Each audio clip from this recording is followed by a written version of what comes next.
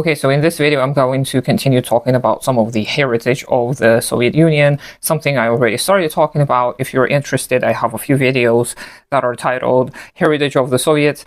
And today I was just walking to the post office, and as I was looking around the familiar neighborhood in which I've lived for almost 30 years, I noticed just how quaint and how rural it appears at this time of the year when everything's blooming, because it is just so green and luscious. And I'm going to insert some footage right here of my neighborhood, and this is a very common type of a neighborhood around my city and around many other Soviet cities. It's very green. Yes, the buildings are not fancy or modern looking or nice because they were built like 50, 60 years ago. They're old buildings, okay? They're still standing, they're still fine, they're still serving the purpose. Remember, people lived for free, but they were publicly funded, these houses. People did not have to pay out of pocket to live in apartments in these houses. All of these trees that are taller, I'm not sure if the clip got to the trees part. I did not film as many trees, but we've got a ton of very old trees that have been planted in the Soviet Union. So the trees remember the plants, the vegetation, they remember the good old days. And when you look at little images like this, when you live in such neighborhoods, which are right smack in the center of the city, we have major roads, major infrastructure all around us, surrounding all these quaint little neighborhoods. It is a 10-minute walk to a hospital. It is a 15-minute walk to a very large hospital complex that was built during the Soviet Union that used to be very well known in the city. It was one of the best hospital complexes.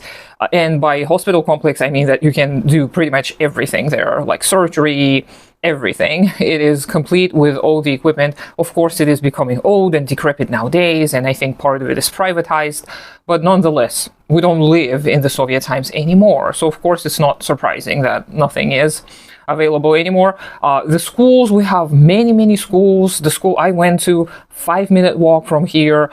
There is a school right across from it. Both of these schools, the school buildings, were built during the Soviet time. The teachers who worked there when I went to school in the 90s, they were all taught in the Soviet Union. They were all raised in the Soviet Union. And we've got the abundance of parks, all kinds of green, beautiful areas with an abundance of trees.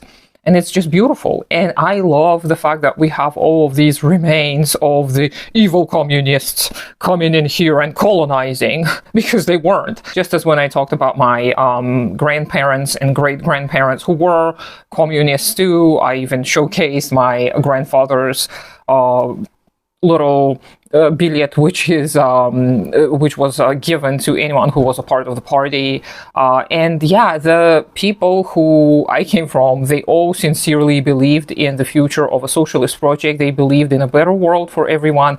They were very naive in some regards, and this is partially what killed so many of them in the 90s. This loss of hope is what many people encountered, where people were like, well, we're not building anything anymore for anyone's benefit, apparently only for the benefit of the few, so might as well just kill myself. So this was the story for some people, of course, not everyone, and it was so devastating, and I'm going to talk more about this in my next video that's coming on Sunday. But in today's video, when I was observing my own neighborhood, I was just thinking, it is so quaint, it is so rustic. It really kind of reminded me of some of this imagery, some of these videos that you see from Japan, where they show all of this greenery, they show all of those quaint little old houses that are kind of decrepit, but they're still kind of pretty.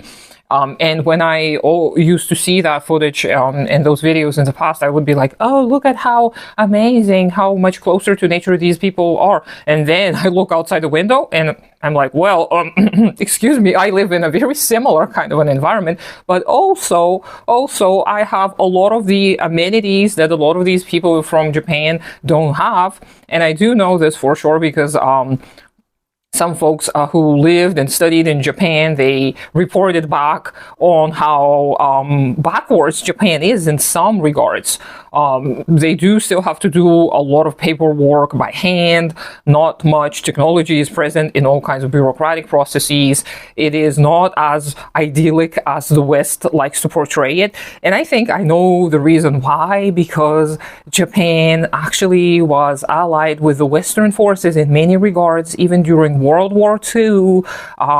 If Americans could support fascists, they would, but they couldn't. So, because fascists were clearly going to lose, and it wasn't very profitable anymore. So, Americans just switched camps very quickly. And of course, they targeted Japan in the later part of the war. And if you haven't watched Sean's video on Hiroshima and Nagasaki's bombings, I highly, highly recommend you do. It's pretty historically accurate, very well researched. Highly recommend, one of my favorite videos of all time. Of course, it's not about something pleasant or something soothing. It's about death and devastation that the American empire brought on people. But going back to my guess as to why the West likes to kind of idealize Japan, it is xenophobia. They want to make South Korea and Japan appear so exotic and oriental and so calm and Buddhist and amazing. Yet China, for some reason, doesn't fall into that category. Everything from China must be dirty and bad and poor, and the people there are savage. You don't call them that, but you will definitely insert some kind of xenophobia just because it is very convenient for the Western Empire to paint their enemies, and I shouldn't put it in quotation marks because they literally think that the powers that be in the West, they consider China to be the enemy, even though it's integrated pretty well into the capitalist markets. But I'm not going to speak much on that because, again, I haven't finished doing my research on China, and I probably never will because there's so much to study. But the xenophobia and Orientalism kind of rubs on places like ours too. We cannot showcase our little green neighborhoods and be like, oh, look at how quaint, look at how peaceful, look at how communists actually cared about the people. So they built all those amazing green areas so that people would have a piece of nature and would not have to travel to the mountains, which, by the way, takes an hour of a ride and an hour and a half on buses to go to the mountains. It's not a long ride, it's not inaccessible, but still, you go outside, you look out the window, trees, bushes, greenery everywhere, a lot of shade, the air circulation, everything is happening pretty nicely. Of course, the modern architects are trying very actively to destroy all of this, try to build all these stupid skyscrapers, which I hate with all my heart. And of course, it really destroys not only the vibes, but it destroys the actual intentions, because all of this was not built, all of this greenery was not built just for the sake of beauty and vibes. It was made so that the air can naturally circulate, so that there is enough shade for less air conditioning. We don't have air conditioning in people's houses. People do install air cons nowadays just because they live in those concrete blocks surrounded by parking lots, which are modern inventions, modern additions, where the modern architects just copy the West and they build all these silly little skyscrapers and surround them with parking lots, and it looks ridiculous. It is very hot and inconvenient. In winter, it needs a lot more heat. In summers, it needs air conditioning. So it's not bearing in mind the environment in which those buildings are built. And the Soviet architects were so much better at looking at the environment as something to work with, not against. So they were trying their best to implement as much of the technology into the existing environments, and also use the environments and its qualities to make their own life easier and the lives of the people who are going to live in these places easier. It was not perfect, it was not idyllic and paradise-like, but it was so much more reasonable and logical, and you can really tell that. My apartment does not need air conditioning because we've got so many big, large windows, which we can't see because I have these curtains on, and we've got a lot of air circulation naturally coming. If we just open the windows, we are going to get a major draft. We don't really need air conditioning, even in the hottest months, even though some people, of course, may be a little bit more hot-blooded and they may need a little bit more cooling, but you know, this all can be solved with fans, and in winter it all can be solved with little space heaters, even though the heating is central and the heaters are also behind those curtains, and they work still. Again, they're pretty old. These heaters are like 50 years old. They're still working. They're not bursting, thank goodness, because otherwise this building, of course, is really falling apart, and now we're going to have to pay out of pocket to rebuild it, or restore it rather. My neighbors are now shouting in the yard, trying to decide what we're going to do, how we're going to gather funds in order to do some major repairs on the roof of the building, the piping and everything, because it's fallen apart, because it was not maintained during the independence of our country, this period after the dissolution of the USSR. So again, I think that the people from places like I am from, we cannot claim the same kind of vibe as a lot of other Oriental places, because we have a stamp of the communists, and therefore everything that was created by communists must be condemned, just as Parenti used to famously say that whatever communists did would be seen in the most negative light possible. If people went to churches, clearly communism wasn't working, so people needed to pray. That was their last resort, and if people did not go to churches, so that meant there was suppression of religion, etc., etc. So this is a sad fate we're now facing, with all kinds of lies being spread, not only about the history of the Soviet Union, but also about the direction into which we're heading. But the earth remembers, the ground upon which we trod remembers, and so do the people. The people remember. The people who are my neighbors, many of them lived through the Second World War. They have stories to tell, and they tell the truth. They talk about, yeah, not everything was amazing and perfect in the Soviet Union. Yeah, we didn't have this and that. Yes, of course, the Soviet government was also far from perfect. It wasn't like, just laid back and let everybody do whatever. No, but it was for a good reason, because we had to restore so many places majorly after the Great Patriotic War. This is what we call the Second World War in these lands. And of course, before that, we were all poor peasants or poor shepherds who had nothing. So out of all of this nothingness, out of all these steppes which barely were settled, which lots of local people did not settle up until the 1920s, because there were nowhere to settle in. Like, the cities or the towns were very, very scarce, or scarce, how some people say. So people, even if they wanted to settle, even if they wanted to stop having this nomadic lifestyle, they couldn't. They had to move, thousands and thousands of kilometers to go to a city, and it was a totally different lifestyle. And of course, many people could not afford it because they had nothing. They had literally nothing. So they worked for a living. They worked not for a wage. They worked for meals oftentimes. So it was not some kind of idyllic past. We were not one with nature, unfortunately, before the Soviets came in. And of course, the Soviets, they did not consider every single thing. And of course, sometimes they made some mistakes and maybe ruined some of the remnants of the past, just because they did not necessarily understand what those things were, if they had any kind of cultural significance. But I doubt that they did that majorly here, because we did not really have much. And that is not to say that our people were bad and undeveloped. No, it was just that the conditions in which our people lived were pretty harsh. We do have a lot of steppes. We have mountain areas that are pretty precarious. Earthquakes happen all the time. And of course, living by the mountains is generally not very safe because of all the avalanches and all of that stuff also happening, and the changes of the temperature too.